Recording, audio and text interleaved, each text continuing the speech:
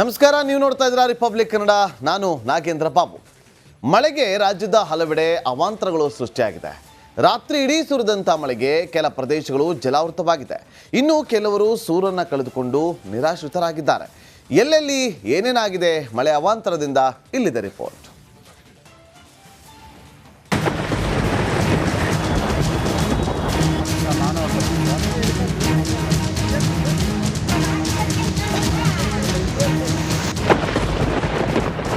ರಾಜ್ಯದ ವಿವಿಧೆಡೆ ಅವಾಂತರಗಳ ಸುರಿಮಳೆ.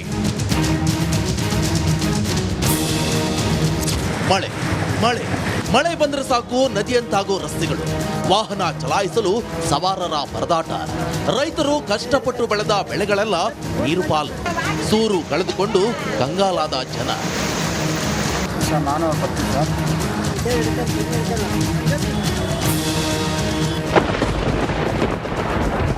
ದೃಶ್ಯ ಒಂದು, ನಿರಂತರ ಮಳೆಗೆ ಕೆರೆಯಂತಾದ ರಸ್ತೆ.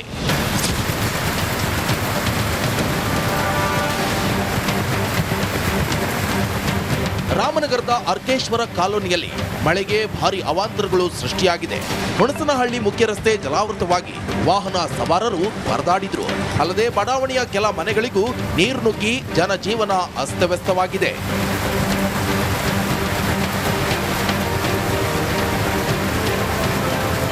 ಆಮೆಗತಿಯಲ್ಲಿ ಸಾಗ್ತಿರುವಂತಹ ರಸ್ತೆ ಕಾಮಗಾರಿಯಿಂದಲೇ ಸಮಸ್ಯೆ ಆಗ್ತಿದೆ ಅಂತ ಸ್ಥಳೀಯರು ಆರೋಪಿಸಿದ್ದಾರೆ. ಕಳೆದ 2 ವರ್ಷಗಳ ಹಿಂದೆ ಕೂಡ ಸುರಿದ ಮಳೆಗೆ ಅರ್ಕೇಶ್ವರ ಕಾಲೋನಿಯ ಹಲವು ಮನೆಗಳು ಮುಳುಗಡೆಯಾಗಿದ್ವು.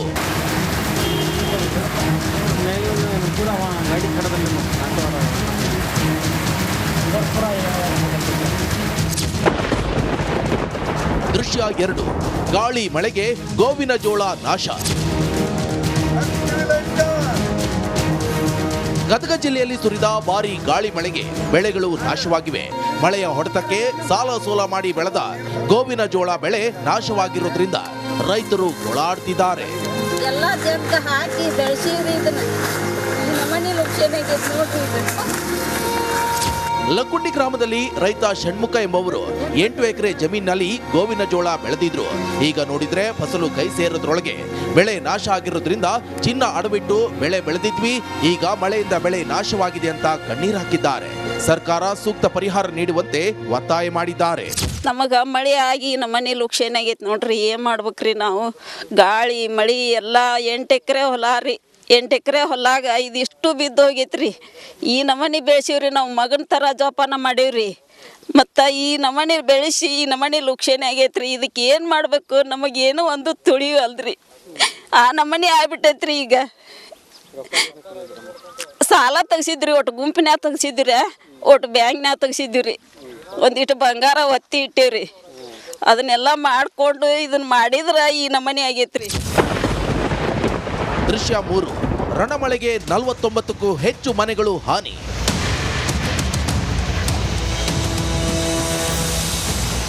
ವಿಜಯನಗರ ಜಿಲ್ಲೆಯ ರಣಮಳೆಗೆ ಕೆಲ ಮನೆಗಳು ಧರಶಾಹಿಯಾಗಿವೆ. 6 ತಾಲೂಕುಗಳ ಪೈಕಿ ಕೂಡ್ಲಿಗಿ ತಾಲೂಕಿನಲ್ಲಿ 42 ಮನೆ ಸೇರಿದಂತೆ ಜಿಲ್ಲೆಯಲ್ಲಿ ಒಟ್ಟು 49ಕ್ಕೂ ಹೆಚ್ಚು ಮನೆಗಳು ಹಾನಿಯಾಗಿವೆ. ಮಳೆಯಿಂದ ಮನೆ ಕಳೆದುಕೊಂಡವರು ಸೂರಿಲ್ಲದೆ ಕಂಗಾಲಾಗಿದ್ದಾರೆ. ವರ್ಣಾರ್ಭಟಕ್ಕೆ ರಾಜ್ಯದ ಹಲವೆಡೆ ಭಾರೀ ಸಮಸ್ಯೆಗೆ ಕಾರಣವಾಗಿದೆ. ರಕ್ಕಸ ಮಳೆಗೆ ಜನಜೀವನ ಅಸ್ತವ್ಯಸ್ತವಾಗಿರುವುದಂತೂ ಸತ್ಯ. Bureau report, republic Kannada.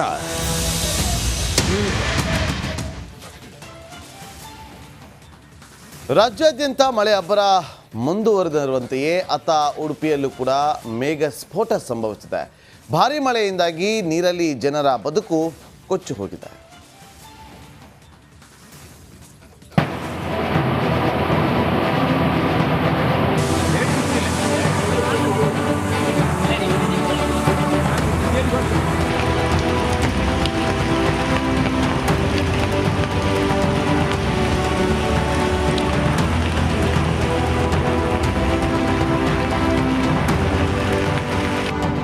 ಮಳೆ ಮಹಾಮಳೆಗೆ ಪಶ್ಚಿಮ ಘಟ್ಟದ ತಪ್ಪಲಿನ ಬುಡ ಅಲುಗಾಡಿದೆ.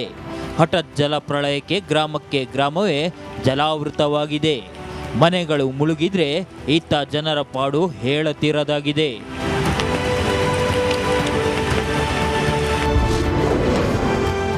ಮೇಘ ಸ್ಫೋಟಕ್ಕೆ ಬೆಚ್ಚಿ ಬಿದ್ದ ಜನ.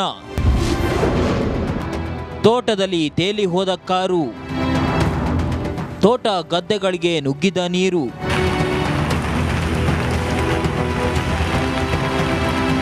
ತುಂಬಿ ಹರಿಯುತ್ತಿರುವ ನದಿ ತೊರೆಗಳು,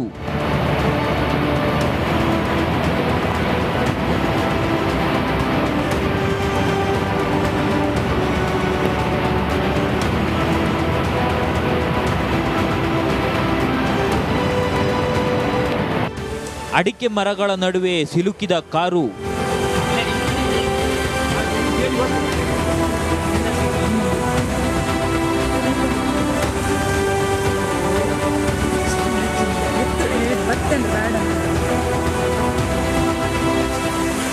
ಮನೆ, ದೇವಸ್ಥಾನಗಳು ಸಂಪೂರ್ಣ ಜಲಮಯ.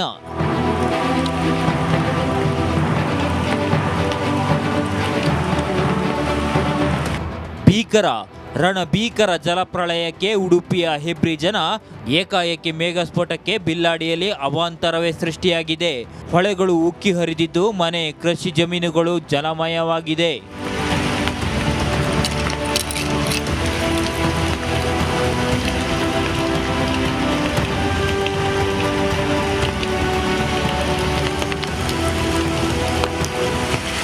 ಮುದ್ರಾಡಿ ಸಂಪರ್ಕಿಸುವ ಬಿಲ್ಲಾಡಿ ರಸ್ತೆ ಸಂಪೂರ್ಣ ಜಲಮಯವಾಗಿದೆ.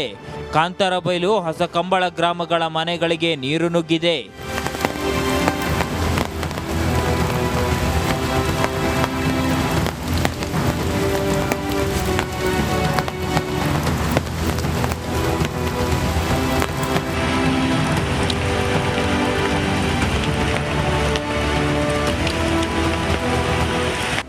ಒಟ್ಟಾರೆ ಹಠಾತ್ ಜಲಪ್ರಳಯ ಉಂಟಾಗಿದ್ರಿಂದ ಜನರ ಬದುಕು ನೀರಲ್ಲಿ ಕೊಚ್ಚಿ ಹೋಗಿದ್ದಂತೂ ಸುಳ್ಳಲ್ಲ.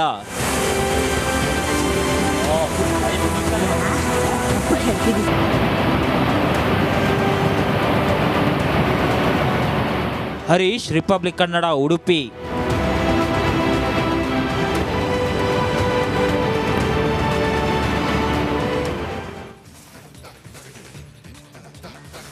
ಒಂದು ಕಡೆ ರೇಣುಕಾಸ್ವಾಮಿ ಆತ್ಮದ ಕಾಟ, ಮತ್ತೊಂದು ಕಡೆ ಬೆನ್ನು ನೋವು. ಎರಡು ಕಾಟದಿಂದ ಕಾಟೇರ ಕಂಗಲಾಗಿ ಹೋಗಿದ್ದಾನೆ. ಇಂಟ್ರೆಸ್ಟಿಂಗ್ ಅಂದರೆ ಬೆನ್ನು ನೋವು ಬಾಧಿಸ್ತಾ ಇದ್ರು ಕೂಡ ಚಿಕಿತ್ಸೆ ಪಡೆಯೋಕೆ ದರ್ಶನ್ ಒಲ್ಲೆ ಅಂತಿದ್ದಾರಂತೆ.